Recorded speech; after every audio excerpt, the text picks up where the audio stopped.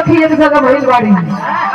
अच्छा तो मेहरारू के एक स्वभाव है, अगर मर्द के 4-5 मर्दन के बैठा देबा एक जगह आ कह देबा कि तो लोगन के 10 मिनट बोले के नहीं के मर्द चुपचाप लगाई रही। 3 ठे मेहरारू के एक जगह बैठा के कहता कि 5 मिनट खाली तो लोगन के बोले के नहीं थे, 5 मिनट के तो बतिए छोड़ा, 1 मिनट डाका डाका मेहरारू के लगी पेट फूले लगे। हम पूछे का हो सखी कहाँ से आई लो? अच्छा यहाँ तक तो ठीक रही, सबसे बढ़िया पॉइंट कौन रही? बाहर बोला का करे माने बन की नहीं बहुत मारे जौन मतलब तनी शराबी रही, पियकड़ रही, बड़ा रोज मारत हुई, ओकर मेहरारू बतियावते बतियावत रोवे लगी, कहीं हमें मनबे ना करेला, तो गलवा रोज मरबो करेला। इ मेहरारू के स्वभाव है। पहिल की तरफ ये सखी हमार जाने बड़ा बढ़िया हो, किसान हो, खेती करे लगी, दूसरे की कलश मार किसान मरब लेके फुल्लत का हो, तो से हमार गमन खराब हो। कहे तोर का करेला? हमार बजावाला का बनावेला? ढोलक बजावाला। अच्छा ओकर मर्द कलाकार रह। दूसरे की कलश की दोनों सदी का हमार है, जिसे जी मेहरारू कहत है हमार इंटरनेशनल है। कहे का करेला? तब कहले बिया का ये कलश सैया गवैया मिलत। हेलो हेलो सैया गवैया मिलत तोहरे रोमांस हो, अभी अभी रतिया तोहरे डांस हो, सैया गवैया मिलत तोहरे रोमांस हो, आगे आगे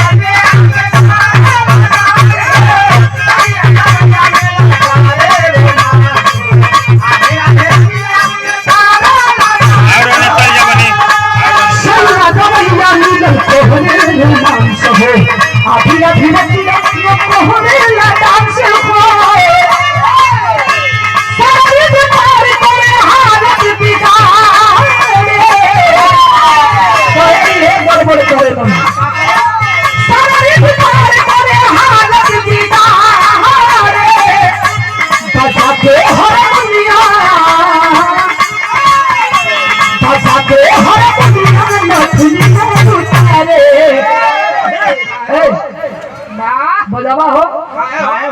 ये कौन ब्रेक लगाओ तुम? पावर ब्रेक लगाओ। जीत भैया की ओर से पुरस्कार रहल 30 रुपया, पारस चौहान जी की ओर से ये 125 रुपया पुरस्कार।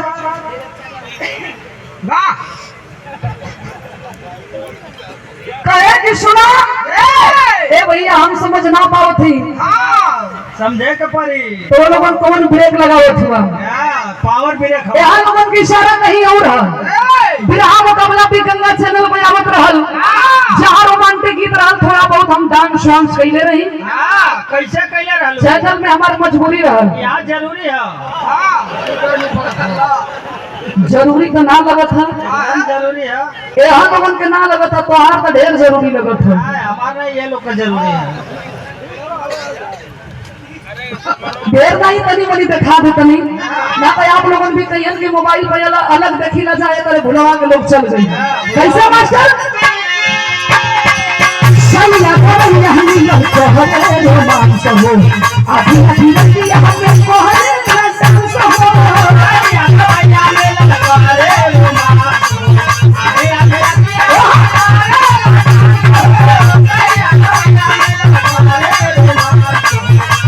रतिया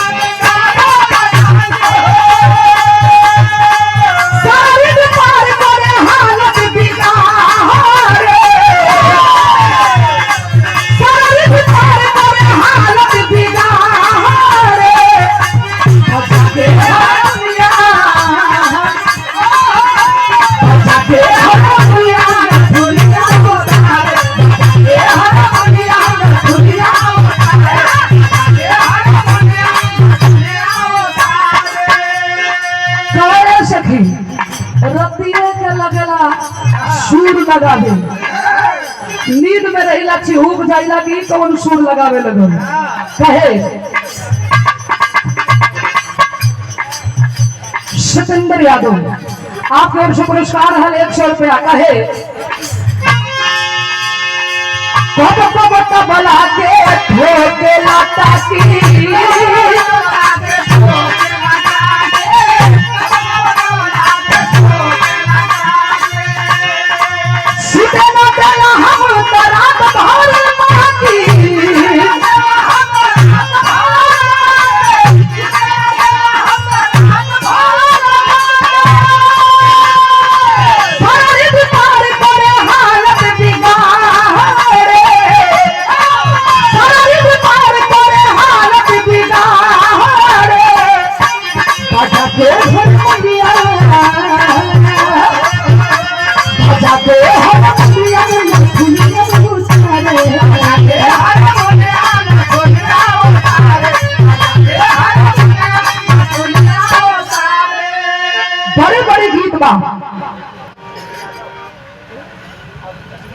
आदरणीय अजित यादव जी पुत्र सुभाष यादव जिला पंचायत सदस्य प्रत्याशी हैं ला रोड से ये 500 रुपया पुरस्कार बहुत बहुत आपके प्रणाम से भैया लोगों के प्रणाम वाह क्या बात है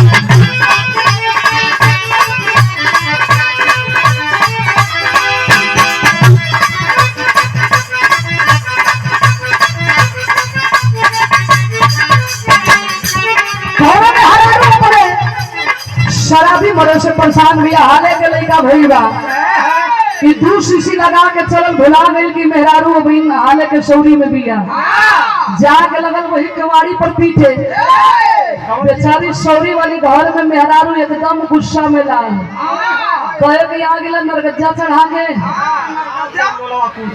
आवा आज तो हम खिया दी परेशान दिया कह दिया का कहल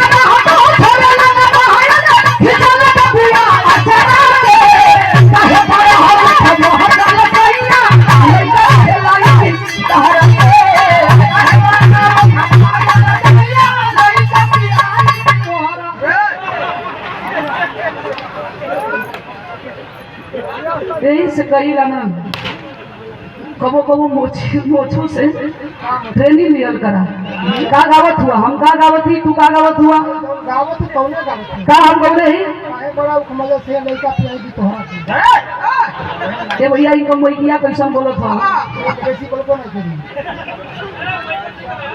पैसा ना दे आवे रजवा दीनानाथ यादव पूरे प्रधान सकरा पार से 100 रुपया पुरस्कार बहुत बहुत आपके प्रणाम से भैया लोगों के प्रणाम बस साफ साफ बोलर करा मैं नहीं बोला कहे